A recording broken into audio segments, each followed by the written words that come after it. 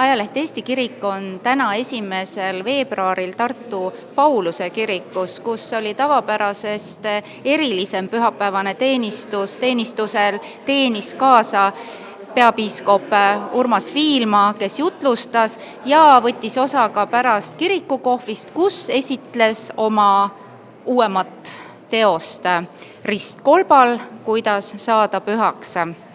Kuidas autorina raamatut tutvustate? Ta on ikkagi palverännu raamat väga mitmel moel. Ta räägib palverännakul olemisest või rännakutel käimisest, aga see raamat on ise ka palverännak.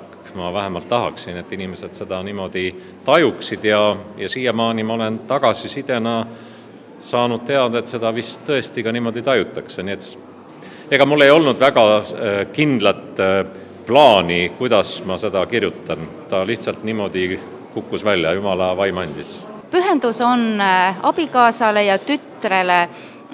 Keda näete veel sihtrühmana, kes võiks sellest raamatust kosutust, rõõmu, lugemiselamust saada? No tõsi on see, et kui ma sihtrühma peale mõtlesin, siis ma mõtlesin väga oikumeeniliselt, mis puudutab seda kristlikku pinnast, aga ma arvan, et see on siiski jälgitav ka inimesele, kes on selline otsija ja kes tunneb nende teemade vastu huvi, kes tahab teada, mis on palverännak või mismoodi ise üldse inimene oma suhet Jumalaga võiks kujundada.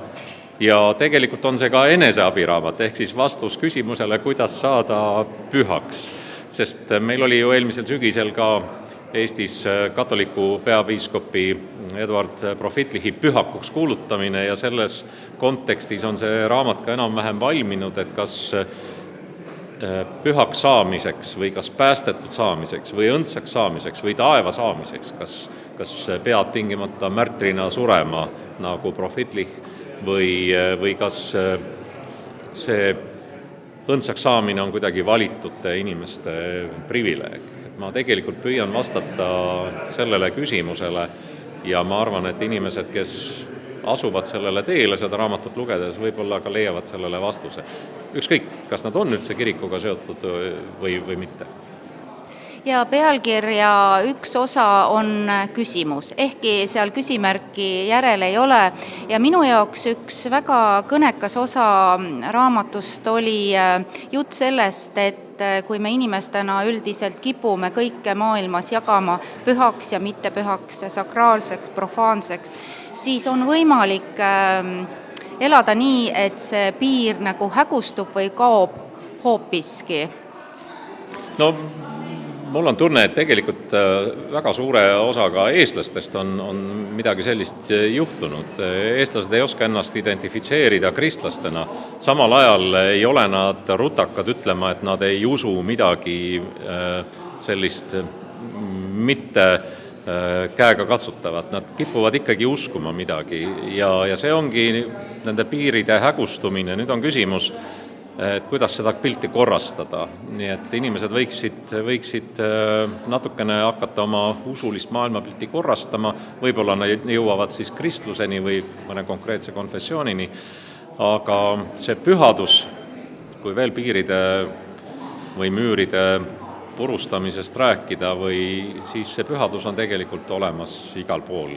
Selleks ei pea tingimata minema kuhugi Egiptuse kõrbesse või isegi mitte pühale maale.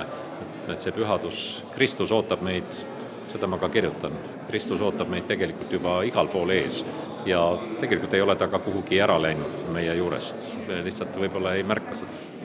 Ja seal eelnimetatud tekstilõigus oligi kirjas, et selleks, et pühaks saada, ei pea ilmtingimata, ei pea see sündima kirikus, võib vabalt ka köögis ja kontoris, kui on vastavad tingimused täidetud, kui Jeesus on lähedal. Ütleme nii, Jeesus saab kogeda igal pool, aga viimastes peatükkides ma räägin koju või pärale jõudmisest ja siis, mis seal salata, ma jõuan ikka koju ja kodukirikusse tagasi. see on ilus finaal, me ei hakka raamatu sisu ümber rääkima, aga ikkagi need pühad rajad. See raamat toob sellise oikumeenilise mõõtme ka esile, aga Luteri kiriku peapiiskopina võtate rääkida ka või jagada Luteri seisukohta ja võib-olla siis luterluses aastatega peale jäänud suhtumist palverännakul käimisse. Et kuivõrd olete luterlasena pidanud need teemad endale selgeks mõtlema või läbi kogema? No eks ma olen muidugi ja ma tegelikult seal toon selle poleemika välja ka kenasti seal raamatus ja tuleb tajuda seda, et Luter, olles ise läbinud palverännaku Wittenbergist Rooma, elab seda üle, võiks siis öelda teatud mõttes negatiivselt ja selle negatiivse üleelamise ja kogu selle pinnalt, et palverännak on justkui patu kustutamiseks või indulgentsiks, selle pinnalt ta ka kritiseerib tollast palverännakute, võiks siis öelda traditsiooni, aga ma usun, et täna oleks Luteri suhtumine hoopis teistsugune sellise palverännu traditsiooni kohta, mida nüüd, mina näiteks siin ka kirjeldan, ehk siis see on tegelikult Jumalaga koos käimine, Jumala otsimine, mitte tingimata heategude kogumine selleks, et saada taevasse kiiremini või mitte põleda nii kaua puhastustules, nagu katoliku kirik seda õpetab või ka õpetas tookord. See raamat ilmus Eesti raamatuaastal. See on ka ilus märk ja tähis. Eesti kirik avaldab erinevate ka vaimulike Eesti raamatuaasta lugemiselamusi. Meil on rubriik Vaimulik loeb. Õpetaja Ivo Pill jagab oma lugemiselamust, tuues just selle raamatu positiivse näitena ja lõpetab oma jutu sellega, et tal on plaanis ka palverännak jalgade alla võtta. Ta läheb Vasseliina, see on siin Lõuna-Eestis üsna lähedal asuv kohta.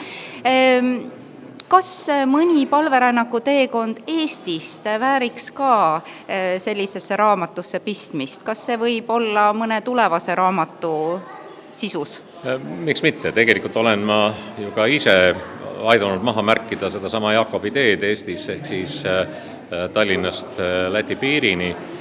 Ja mis puudutab seda Vasseliina palverännu teed või tegelikult Birgitta teed, siis kui niimoodi läheb, siis võib-olla on meil võimalik Vasseliinast saada üks teleülekanne oikumeenilise jumalateenistuse näol veel sellel aastal, kui Rahvusringhääling selle mõttega kaasa tuleb.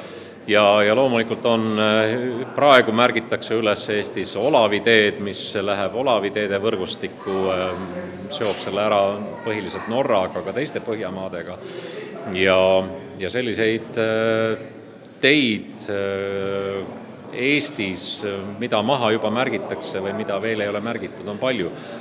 Ma arvan, et nendest võiks raamatuid kirjutada küll. Ma arvan, et ärme rutta asjadest ette, ühel päeval kindlasti on neid raamatuid ka.